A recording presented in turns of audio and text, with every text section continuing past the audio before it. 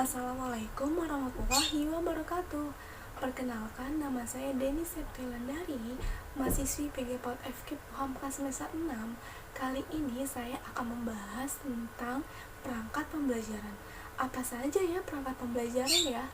Nah, yang pertama ada namanya PROSEM, program semester. Yang kedua ada RPPM, rencana pelaksanaan pembelajaran mingguan.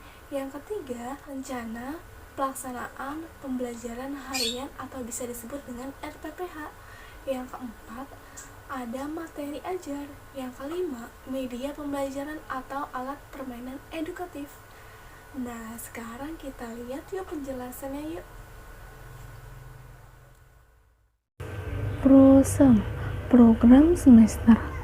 Program semester terdiri dari dua, program semester 1 dan semester 2.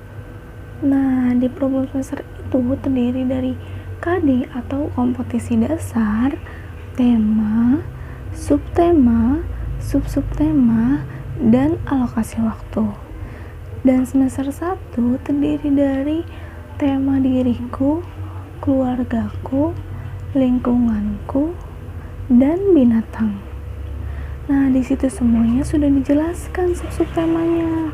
Subsubtemanya dari diriku, dari lingkunganku, keluargaku, dan binatang.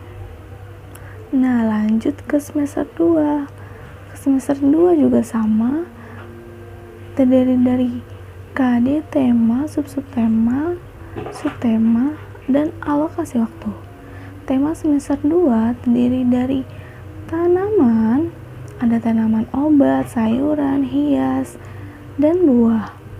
Yang kedua, tema kendaraan. Ada kendaraan darat, kendaraan air, kendaraan di udara. Yang ketiga, ada alam semesta. Alam semesta terdiri dari benda-benda alam, benda-benda langit, gejala alam. Yang keempat, ada negaraku. Negaraku terdiri dari subtema tanah air. Nah, itu adalah penjelasan di semester 1 dan di semester 2. Kali ini aku menjelaskan tentang tema tanaman, subtemanya tanaman hias. Setelah dari subtema, kita akan menurunkan ke subsubtemanya tersebut. Subsubtemanya akan kita jelaskan kepada anak-anaknya. Nah, di tanaman hias terdiri dari macam-macam tanaman hias, bagian-bagian tanaman hias, manfaat tanaman hias, cara menanam dan merawat tanaman hias. Alokasi waktunya adalah 1 minggu. Nah, lanjut. Sekarang kita ada di RPPM. RPPM ini adalah turunan dari PROSEM, program semester. Nah, RPPM itu adalah rencana pelaksanaan pembelajaran mingguan. Di sini juga ada terdiri dari semester, kelas, minggu, tema, subtema, kelompok, dan model. Nah, di sini juga terdiri juga nih dari KD. KD itu adalah kompetisi dasar. Kompetisi dasar bisa dilihat di Permendikbud 146. Oh iya, ada 6 aspek perkembangan loh di pendidikan anak usia dini. Yang pertama ada nilai agama moral, yang kedua fisik motorik, yang ketiga kognitif, yang keempat bahasa, yang kelima sosial emosional, yang keenam adalah seni. Itulah aspek-aspek perkembangan anak usia dini. Nah, selanjutnya ada kegiatan pembelajarannya dari hari Senin sampai hari Jumat. Setiap hari kita berbeda-beda kegiatannya supaya anak tidak bosan untuk mengenal tanaman hias. Yuk kita lanjut di RPPH. RPPH itu rencana pelaksanaan pembelajaran harian. Di RPPH itu terdiri dari materi kegiatan yang akan kita bahas.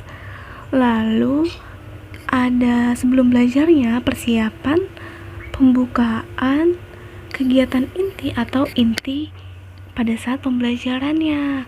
Yang pertama ada mencocok huruf dengan stik huruf. Yang kedua mengklasifikasi antara bunga besar dan bunga kecil. Yang ketiga ada kolase bunga dengan biji-bijian. Yang keempat ada membuat bunga matahari, dan kegiatan pengamannya adalah bermain puzzle. Setelah itu ada istirahat atau makan selama 30 menit, lalu penutup. Nah, itulah rencana pelaksanaan pembelajaran harian yang saya buat. Nah, dengan tema tanaman, subtema tanaman hias, dan sub-sub temanya saya ambil bunga matahari.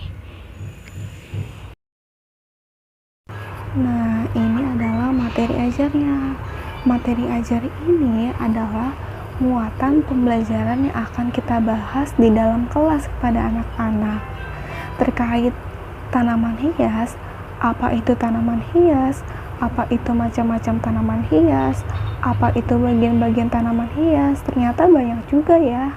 Nah, ini adalah macam-macam tanaman hias yang akan kita bahas kepada anak-anak. Terkait dengan tema tanaman, subtema tanaman hias, saya akan mengambil subtemanya bunga matahari. Bunga matahari adalah sebuah bunga yang memiliki ciri khusus, yaitu setiap berbunga selalu mengikuti arah cahaya matahari. Nah, bunga matahari ini tumbuh sangat khas besar sekali. Biasanya berwarna kuning terang. Bunga matahari menyukai tanah yang subur dan hangat. Bunga matahari juga memiliki umur yang singkat, yaitu 1 tahun. Bunga matahari tidak menyukai tanah yang lembab. Dengan sinar matahari yang cukup, tanaman bunga matahari akan mati apabila tergenang air karena akan membusuk. Nah, ini adalah penjelasan-penjelasan tentang bunga matahari. Bunga matahari juga berdasarkan ada kelompoknya loh, budidayanya menjadi 4 bagian. Yang pertama, bunga menjadi kuaci dengan cara dipanen bijinya. Yang kedua, bunga yang menjadi pakan ternak. Yang ketiga, bunga yang menjadikan tanaman hias. Yang keempat, bunga yang menghasilkan minyak. Itulah kelompok budidaya tanaman hias. Selanjutnya, ada jenis-jenis pada bunga matahari. Wah, banyak sekali ya jenis-jenisnya ya. Ada Chessy Rose, Elirosian, Mushy Box, dan lain-lainnya.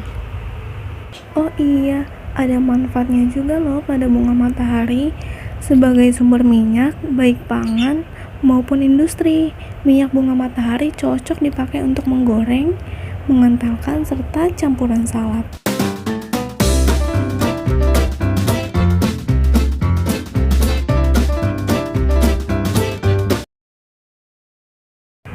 Selanjutnya ke media pembelajaran.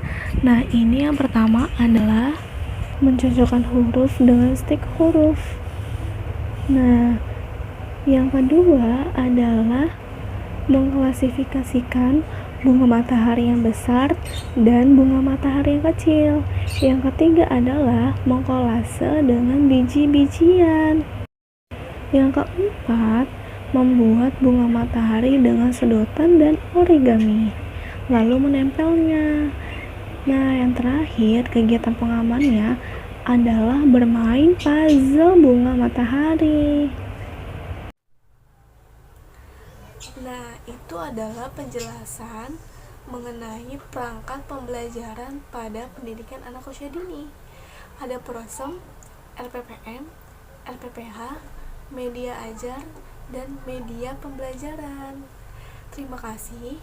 Wassalamualaikum warahmatullahi wabarakatuh. Dadah.